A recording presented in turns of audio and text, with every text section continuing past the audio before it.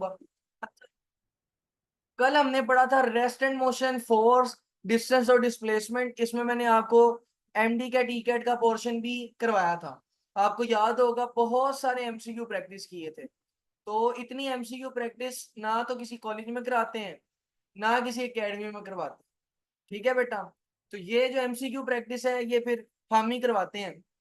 और आप अगर जिन बच्चों ने इस साल का फर्स्ट ईयर का पेपर दिया ना, उनसे अगर आप पूछें वो कहेंगे कि जो थ्योरी थी ना वो फिर भी आसान थी, एमसीक्यू बड़े मुश्किल थे।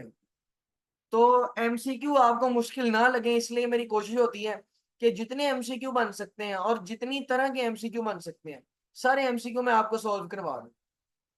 आज का लेक्चर भी इसी तरह होगा। पहले हम थ्योरी समझेंगे, पढ़ेंगे, और फिर बहुत सारे ऐसे एमसीक्यू होंगे जो आपने जिंदगी में ये चैप्टर पढ़ भी लिया होगा। कुछ बच्चों ने प्री क्लासेस ली हैं पंजाब कॉलेज से। आप में से कई बच्चे हैं जिन्होंने पीजीसी से प्री क्लासेस ली हैं। कई लोग ऐसे हैं जो पहले ये चैप्टर पढ़ चुके हैं किसी ना किसी तरीके से। तो आप देखेंगे कि इतने एमसीक्यू और इस तरह के एमसीक्यू आपको किसी ने भी नहीं करवाए होंगे। तो बेटा आज का जो हमारा टॉपिक है that is speed and velocity. जैसे कल का हमारा लेक्चर था डिस्टेंस एंड डिस्प्लेसमेंट, आज का हमारा लेक्चर है स्पीड एंड वेलोसिटी। तो आज हमने स्पीड और वेलोसिटी में फर्क करना है। तो देखते हैं बेटा स्पीड और वेलोसिटी में क्या फर्क है। इसके लिए हमें नेक्स्ट स्लाइड देखनी पड़ेगी। तो देखें जी, ये आपके सामने आ गई स्पीड एंड वेलोसिटी। तो पहले हम स्टार्ट करेंगे स्पीड से कि ये जो लफ्ज स्पीड है ये लफ्ज स्पीड का क्या मतलब है। एक्चुअली बेटा स्पीड का मतलब नॉर्मल जुबान में ये होता है आप कितनी तेज जा रहे हैं, हाउ फास्ट या हाउ स्लो। स्पीड आपको ये इंफॉर्मेशन देती है कि आप कितनी तेज जा रहे हैं या कितनी स्लो जा रहे हैं। याद ये रखना है कि स्पीड जो आपको इंफॉर्मेशन देती है, पहली बात स्पीड आपको इंफॉर्मेशन देती है हाउ फास्ट या फिर हाउ स्लो। आपकी बॉडी कितना तेज मूव कर रही है या आपकी बॉडी कितना स्लो मूव कर रही है। तो एक्चुअली स्पीड जो है वो आपको इस हवाले से इंफॉर्मेशन देती है, ये बात आपने याद रखी। अगर मैं वैसे बात करूं तो जब आप स्पीड के बारे में बात करते हैं तो असल में आपका नोशन या आपका पहला ख्याल ये होता है कि बॉडी किसी जगह कितनी जल्दी पहुंची है या कितनी देर देर पहुंची है। फॉर एग्जाम्पल अगर मैं कहूँ जी एक बंदे की रफ्तार है 100 मीटर पर सेकेंड, तो आप समझेंगे वो बड़ी जल्दी पहुंच गया होगा कहीं भी अगर उसने जाना हो। और अगर एक बंदे की रफ्तार हो लेट से 10 मीटर पर सेकेंड, तो आप कहेंगे बड़ा स्लो है, इसको तो बहुत टाइम लगा होगा। तो एक्चुअली फिर स्पीड में आप जो चीज चेक कर रहे होते हैं वो ये चेक कर रहे होते हैं कि बॉडी ने कितनी जल्दी फासला तय किया है या कितनी देर से फासला तय किया है। स्पीड में आप फिर ये कंपैरिजन करने लग जाते हैं कि डिस्टेंस कवर करने का रेट क्या था। यानी बॉडी ने जल्दी फासला कवर कर लिया तो स्पीड ज्यादा, अगर बॉडी ने देर से फासला कवर किया तो स्पीड कम। तो फिर यहाँ से ये बात समझ में आती है कि स्पीड में एक्चुअली आप डिस्टेंस को मेजर कर रहे होते हैं विद रिस्पेक्ट टू टाइम।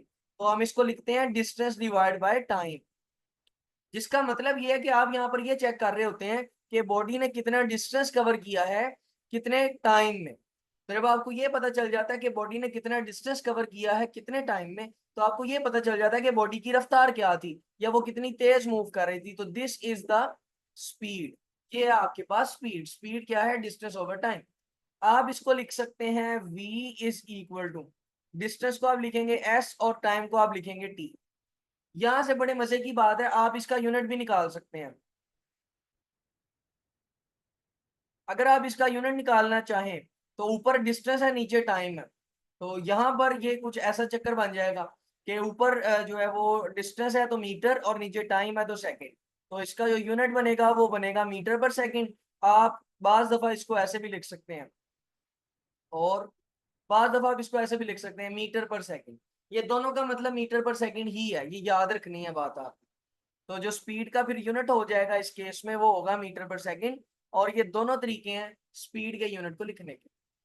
ये बेटा ऐसा यूनिट है। इसके अलावा इसके और भी बहुत सारे यूनिट्स हैं। जैसे स्पीड का यूनिट होता है किलोमीटर पर आवर, मोस्टली यही यूज होता है। या आप इसको ये वाले तरीके से लिख सकते हैं किलोमीटर पर आवर। ठीक है, इसके अलावा माइल पर आवर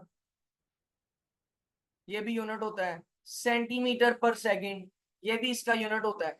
तो स्पीड के बहुत सारे यूनिट हैं, वो फिर लेंथ के यूनिट पे डिपेंड करता है। यानी डिस्टेंस का यूनिट अगर आपने मीटर लिया है या किलोमीटर लिया है या माइल लिया है या सेंटीमीटर लिया है या मिलीमीटर लिया है, तो वो भी यूनिट जो है ना उस हिसाब से चेंज हो जाता है। टाइम का यूनिट मोस्टली सेकंड या आर ही लिया जाता है। पर स्पीड के बारे में बात ये कर रहा था कि पता ये लगता है स्पीड में कि बॉडी कितनी जल्दी फासला तय कर रही है या कितनी देर से फासला तय कर रही है। यानी असल में स्पीड में हम बात ये करते हैं कि बॉडी कितना फासला तय करती है किसी खास टाइम। ठीक हो गया बेटा। अच्छा अब इधर देखें जरा, अब आपने बात जरा ध्यान से समझनी है। अगर आप डिस्टेंस की बात करें तो सबको पता है कि डिस्टेंस एक स्केलर क्वांटिटी है, और ये बात भी सबको पता है कि टाइम भी स्केलर है। तो अगर आप स्केलर को स्केलर से डिवाइड करें तो आंसर जो आएगा वो भी स्केलर होगा। तो यहां पर आपने याद रखना है कि जो स्पीड है आपके पास वो एक स्केलर क्वांटिटी है। कैसी क्वांटिटी है बच्चों? Scalar quantity. तो speed is a scalar quantity because इसके पास किसी भी तरह की कोई डायरेक्शन नहीं है। अब हम इसकी मिसाल भी ले सकते हैं। लेट से ये आपके पास एक कार है और ये कार फॉरवर्ड मूव करती है, और ये कार जो है वो फॉरवर्ड मूव करते हुए टोटल डिस्टेंस जो है वो लेट से कवर करती है 60 मीटर्स, और ये 60 मीटर का फासला कवर करने में इसको लेट से वक्त लगता है 2 सेकेंड्स। तो आप यहां से इसकी स्पीड निकाल सकते हैं। स्पीड का फार्मूला होता है डिस्टेंस ओवर टाइम। डिस्टेंस है 60, टाइम है 2 सेकेंड, तो आंसर आ जाएगा 30 मीटर्स पर सेकेंड। यानी इससे आपको ये पता चलेगा कि आपका जो ऑब्जेक्ट है वो 1 सेकेंड में कितने मीटर का फासला तय करता है, 30 सेकेंड। तभी उसने 2 सेकेंड में कितना तय किया था, 60। ठीक होगी बात बेटा यहां तक? तो स्पीड क्लियर है बेटा सबको? स्पीड क्लियर है सबको बेटा? स्पीड जिन जिनको क्लियर है ओके करें, शाबाश।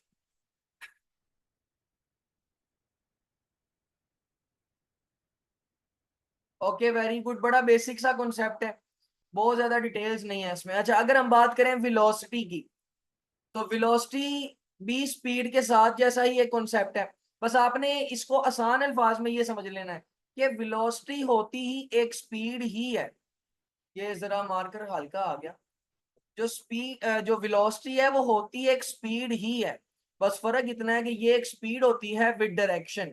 अगर मैं स्पीड को एक डायरेक्शन दे दूं तो मैं बोलूंगा कि अब वो क्या बन चुकी है, अब वो वेलोसिटी बन चुकी है। ठीक होगी बात? तो यहां से आपने और कोई बात अगर मैं ना भी करूं तो पहली बात तो यही याद रख लेनी है, क्योंकि इसके बाद डायरेक्शन है तो ये स्केलर क्वांटिटी नहीं है, बल्कि कौन सी क्वांटिटी है, वेक्टर क्वांटिटी है, क्योंकि इसके पास डायरेक्शन है। बात समझ रहे हैं? ये वाली बात याद रखनी है, it is actually a speed with direction. अगर आप स्पीड को डायरेक्शन दे दें तो वो आपके पास क्या बन जाता है, वो वेलोसिटी ही बन जाता है। अच्छा अगली बात ये है कि जो वेलोसिटी है आपके पास वो डिपेंड करती है डिस्प्लेसमेंट पे। यानी स्पीड में आप बात करते हैं डिस्टेंस की, लेकिन वेलोसिटी में आप बात किया करेंगे डिस्प्लेसमेंट की। तो इस केस में फिर आप बोलेंगे कि जो वेलोसिटी है वो होती है कि बॉडी ने कितना डिस्प्लेसमेंट कवर किया है किसी खास टाइम में। और अगर आपने इसको शो करने के लिए लिखना है तो वेलोसिटी के ऊपर वेक्टर लगाएंगे, और ये आएगा डिस्प्लेसमेंट का वेक्टर, और नीचे आएगा टाइम। यहाँ पर मैंने एक मिस्टेक कर दी स्पीड के कॉन्सेप्ट में, मैंने इधर वेक्टर एरो लगा दिया। याद रखना वेक्टर एरो सिर्फ वेलोसिटी के ऊपर आता है, क्योंकि वेलोसिटी वेक्टर है, स्पीड जो है वो स्केलर है। तो यहाँ से याद रखना है कि ये जो वेक्टर एरो है ये शो करता है कि जो वेलोसिटी है वो क्या है, वो एक वेक्टर है। तो वेलोसिटी का ताल्लुक फिर डिस्प्लेसमेंट के साथ है, बाकी यूनिट इनका सेम बनेगा, और अगला कॉन्सेप्ट सारा सेम है दोनों का। तो इससे बेहतर यही है कि मैं आपको पिछले कॉन्सेप्ट पर लेकर चला जाऊं और वहां पे हम जरा कुछ बातें कर लें। तो अगर आप इस बंदे की बात करें, फॉर एग्जांपल अगर आप इस शख्स को देखें तो ये शख्स बाइक पर ट्रेवल कर रहा है टूवर्ड्स द वाई एक्सिस। तो अगर मैं इस बंदे की बात करूं तो इस बंदे की वेलोसिटी होगी टूवर्ड्स द वाई एक्सिस, और अगर मैं इसकी वेलोसिटी की वैल्यू लिखूं तो लेट से वो वेलोसिटी की वैल्यू है 30 मीटर्स पर सेकेंड। तो अगर मैंने अब इसकी वेलोसिटी लिखनी है तो मैं इसकी वेलोसिटी कुछ ऐसे तरीके से लिखूंगा। वेलोसिटी लिखने के लिए, क्योंकि वेलोसिटी एक वेक्टर है, तो वेलोसिटी लिखने के लिए वेलोसिटी का मैग्नीट्यूड लिखना पड़ता है और साथ यूनिट वेक्टर लिखना पड़ता है, that is for the direction. अब मैग्नीट्यूड है 30 मीटर्स पर सेकेंड, और क्योंकि ये वाई एक्सिस में, और सॉरी नेगेटिव एक्स एक्सिस में जा रहा है, तो आप इसके साथ लगाएंगे नेगेटिव आई है। ठीक है बेटा? तो इसका इसका आंसर क्या बनेगा फिर? इसका आंसर बनेगा -30 मीटर्स पर सेकेंड आई है। यहाँ से एक और बात याद रखनी है कि वेलोसिटी नेगेटिव हो सकती है। अगर नेगेटिव एक्स एक्सिस पर जाएंगे तो velocity negative, negative Y axis पर जाएंगे तब भी वेलोसिटी नेगेटिव। तो यहाँ से ये भी एमसीक्यू में याद रखना है। कल मैंने आपको बताया था कि डिस्प्लेसमेंट नेगेटिव हो सकता है लेकिन डिस्टेंस नेगेटिव नहीं हो सकता। जो डिस्प्लेसमेंट है वो नेगेटिव हो सकता है लेकिन डिस्टेंस नेगेटिव नहीं हो सकता। इसी तरह जो स्पीड है वो नेगेटिव नहीं हो सकती लेकिन वेलोसिटी क्या हो सकती है? नेगेटिव हो सकती है। वेलोसिटी और स्पीड में क्या फर्क है? एक में वेक्टर एरो लगता है, एक में वेक्टर एरो नहीं लगता। तो यहाँ पर आपने याद रखना है कि नेगेटिव क्यों आया, बिकॉज आप कौन से एक्सिस पर चले हैं? नेगेटिव एक्स एक्सिस पर। ठीक हो गया बेटा? तो यहाँ तक जितने लोगों को कॉन्सेप्ट क्लियर है ओके करें शाबाश जल्दी से।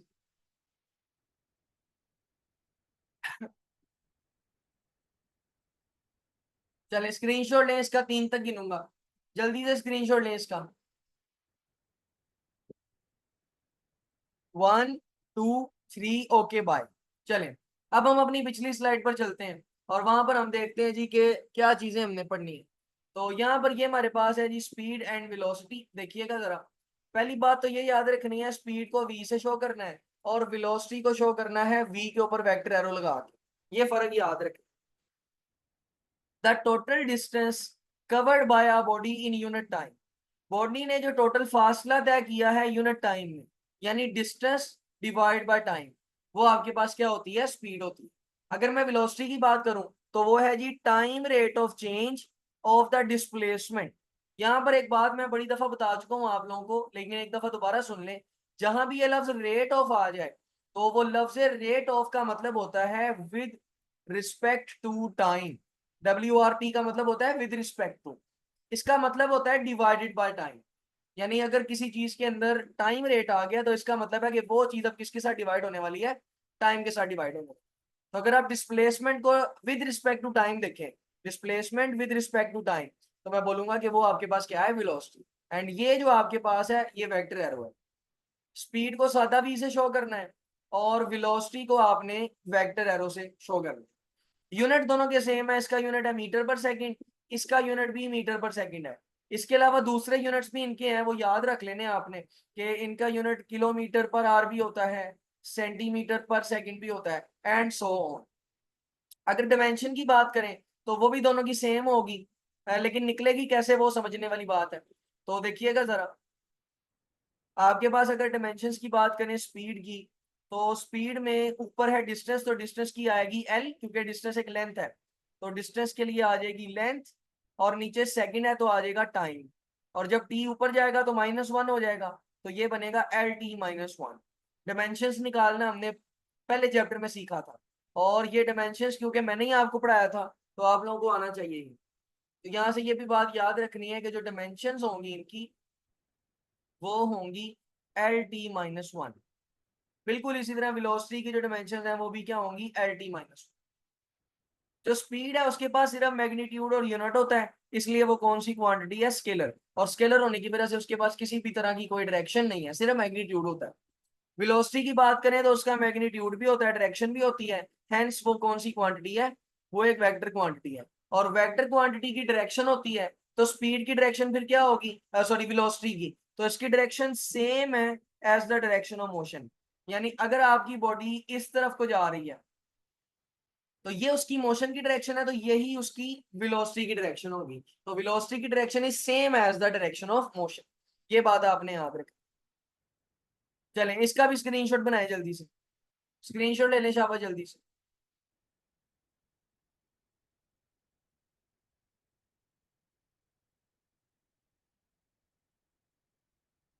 ओके बेटा, 1 2 3 ओके बाय। चलें आगे चलते हैं बेटा। अब यहां पर आपने एमसीक्यूज को ध्यान से समझना है। पहली बात ये कि आपको पता होना चाहिए एवरेज स्पीड किसे कहते हैं। बेटा एवरेज स्पीड को यहाँ पे अभी मैं आगे भी समझाऊंगा इसको, लेकिन आपने यहीं पर याद रख लेना है इसको, एवरेज स्पीड।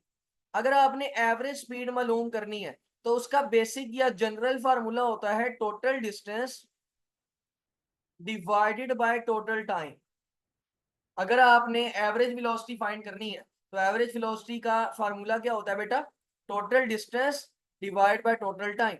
अगर आप टोटल डिस्टेंस को टोटल टाइम से डिवाइड कर दें तो आप क्या मालूम कर लेते हैं, आप एवरेज स्पीड मालूम कर लेते हैं। अब आप इसमें एक मिसाल समझें जरा, और वो मिसाल समझना जरूरी है। लेट से पहले एक बॉडी आगे की तरफ मूव कर रही थी, ऊपर की तरफ, और जब वो ऊपर की तरफ मूव कर रही थी उसकी रफ्तार थी, सॉरी आप कह लें जी, उसने ऊपर की तरफ फासला तय किया 30 मीटर्स, और टाइम उसको लगा जी 2 सेकेंड्स। और फिर वो बॉडी जो है वो फॉरवर्ड मूव करने लग गई आगे की तरफ, और इस केस में आप मान लें कि उसने जो डिस्टेंस तय किया वो लेट से था 40 मीटर्स, और ये करने में उसको लगे 3 सेकेंड्स। आपने बताना ये है कि इस पूरे चक्कर में, पूरे मोशन में बॉडी की एवरेज वेलोसिटी क्या थी।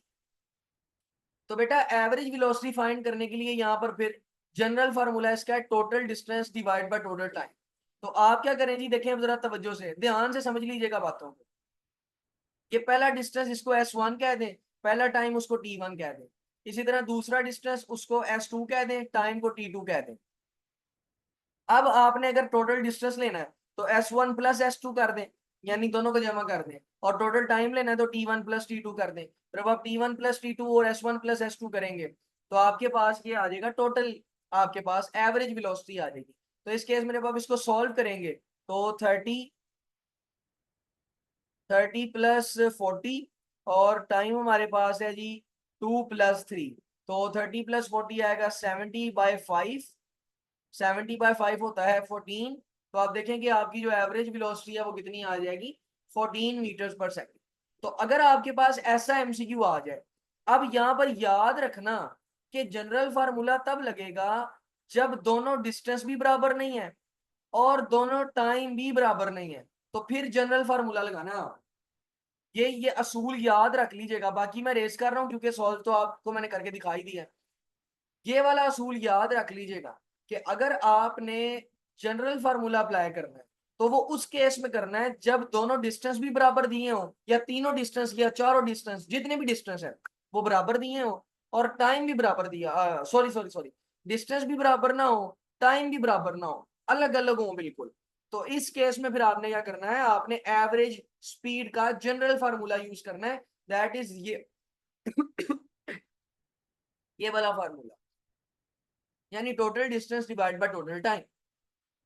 अब एमसीक्यू में ऐसा केस आ सकता है कि उसने आपको एवरेज वेलोसिटी फाइंड करने को कहा है, लेकिन जो टाइम है वो बराबर है, यानी T1 और T2 क्या है, इक्वल। डिस्टेंस बराबर नहीं है, यानी यहाँ पर ये बात याद रखनी है कि S1 is not equal to S2। Distance अलग अलग है लेकिन टाइम सेम है। तो फिर आप कौन सा फार्मूला लगाएंगे, ये वाला एवरेज वेलोसिटी का, V1 plus V2 divided by 2। V1 plus V2 divided by 2। बेटा इसको बड़े ध्यान से समझ लेना, इसमें से पक्का एमसीक्यू आता है, एक एंट्री टेस्ट में भी आता है, एफएससी में भी आता है।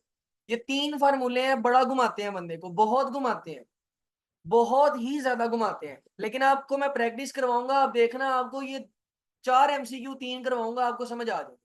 लेकिन आपका फोकस होना चाहिए, आपने याद करने की कोशिश करनी है साथ साथ। अगर डिस्टेंस दोनों बराबर नहीं दिए, अगर टाइम भी बराबर नहीं दिए, तो फिर मैं कौन सा फार्मूला लगाऊंगा, जनरल फार्मूला। लेकिन अगर टाइम दोनों बराबर दिए हैं, डिस्टेंस बराबर नहीं है, तो फिर मैं ये दूसरा फार्मूला लगाऊंगा, यानी V1 plus V2 divided by 2। In case अगर डिस्टेंस बराबर दिया है, यानी S1 और S2 बराबर है, लेकिन टाइम बराबर नहीं है, यानी T1 is not equal to T2, अलग अलग टाइम लग रहा है, तो फिर आप ये वाला फार्मूला लगाएंगे 2V1V2 divided by V1 plus V2। जी बच्चे अब इसका स्क्रीनशॉट लें, और ये फार्मूले याद होने चाहिए आप लोगों को कंडीशन समेत, कि ये कंडीशन होगी तो ये काम होगा, ये कंडीशन होगी तो ये काम होगा। जल्दी स्क्रीनशॉट लें इसका, जल्दी करें, शाबाश।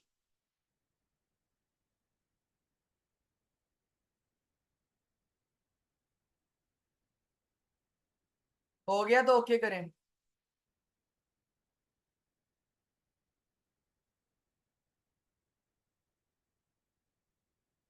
चलें भाई, तो ये फार्मूले समझ में आ गए ना बेटा। अब हम इनके रिलेटेड कुछ एमसीक्यू सॉल्व करते हैं। सर अगर टाइम टेकन कांस्टेंट हो तो एवरेज स्पीड क्या होगी। बेटा टाइम टेकन कांस्टेंट इस केस में होगा, ये वाले केस में, जब T1 T2 के बराबर होगा, क्योंकि जब दोनों बराबर है तो टाइम कांस्टेंट हो जाएगा।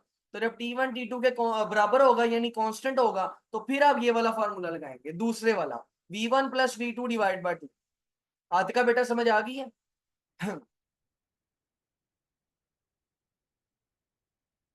लो बच्चों, ये अब आपके सामने एक MCQ है, समझिएगा जरा क्या कहता है।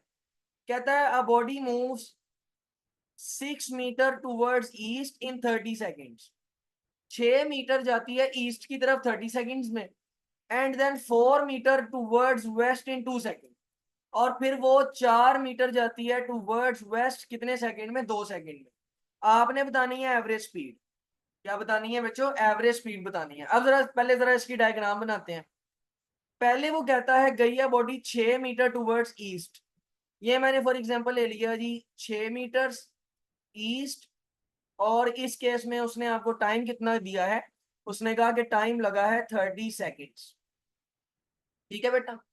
उसके बाद ये वाली बॉडी वापस आती है टूवर्ड्स वेस्ट, उल्टी डायरेक्शन में वहीं से ही, और फासला तय करती है 4 मीटर। कितना फासला तय करती है बेटा? 4 मीटर। और टाइम उसको कितना लगा है इस केस में? तो टाइम उसको लगा है 2 सेकेंड्स। आपने बतानी क्या है? Average speed. ये इस लफ्ज पे गौर करना कि बताना क्या है। बताना है एवरेज स्पीड। अच्छा मुझे बताएं कि डिस्टेंस भी बराबर नहीं है, क्योंकि पहले 6 मीटर है फिर 4 मीटर है, और टाइम भी बराबर नहीं है, पहले 30 सेकंड है फिर 2 सेकंड है। यानी ना तो डिस्टेंस बराबर है ना टाइम बराबर है, यानी S1 is not equal to S2, nor T1 is not equal to T2। तो कौन सा फार्मूला लगेगा? फार्मूला कौन सा लगेगा, जनरल वाला कि दूसरा? बिल्कुल जनरल फार्मूला लगेगा। तो जनरल फार्मूला होता है टोटल डिस्टेंस। तो अगर मैंने इस केस में एवरेज वेलोसिटी फाइंड करनी है, तो मैं करूंगा जी S1 + S2 / T1 + T2। अब S1 आपके पास है 6 मीटर जमा 4 मीटर, T1 आपके पास है 30 जमा 2। तो आप इसको लिख सकते हैं 10/32। 10/32 करें बेटा।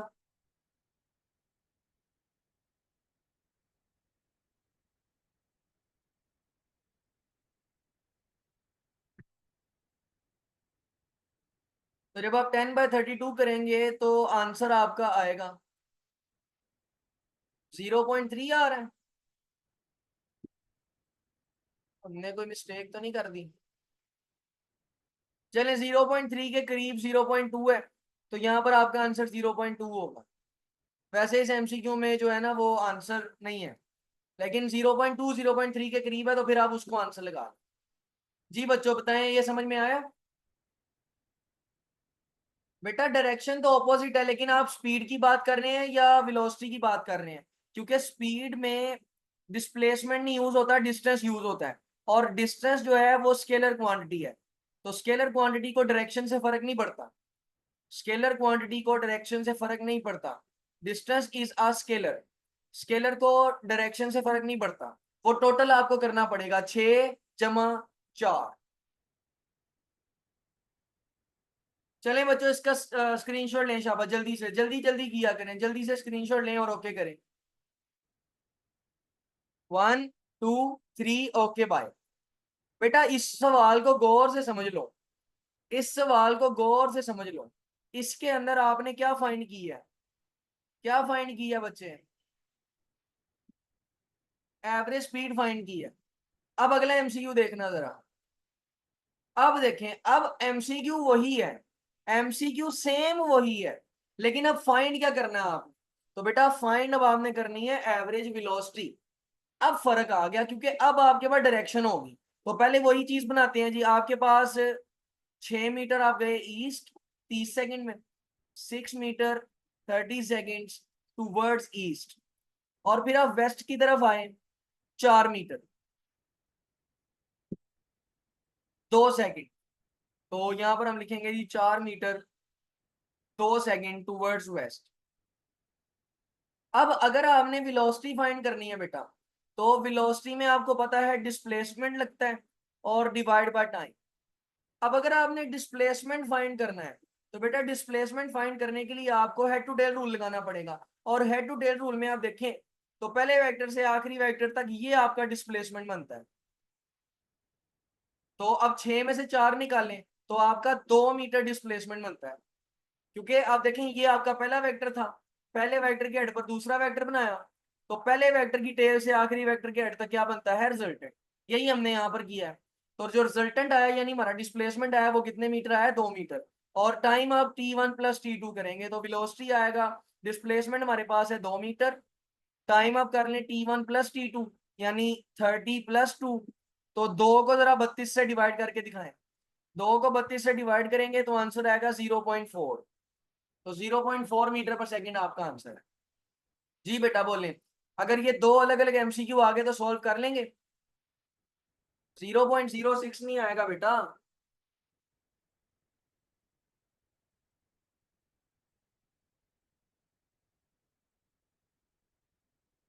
एक्चुअली मुझे लगता है कि इसमें कोई मसला है। आप ऐसा करें, इसको 5 से डिवाइड करके दिखाएं, 2 को 5 से डिवाइड करें, जल्दी करें जरा।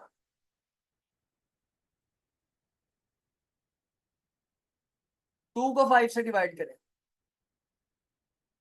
हाँ ये 30 नहीं है, ये 3 है। ये एमसीक्यू गलती से 30 आ गया, ये 30 नहीं है 3 है। तो 30 नहीं है, आप 3 करेंगे इधर आएगा 5। पिछले एमसीक्यू में भी वो 5 ही था। तो यहाँ पर आप 3 प्लस 2 करेंगे, इधर आएगा 5। और आंसर इसका फिर क्या आएगा जी।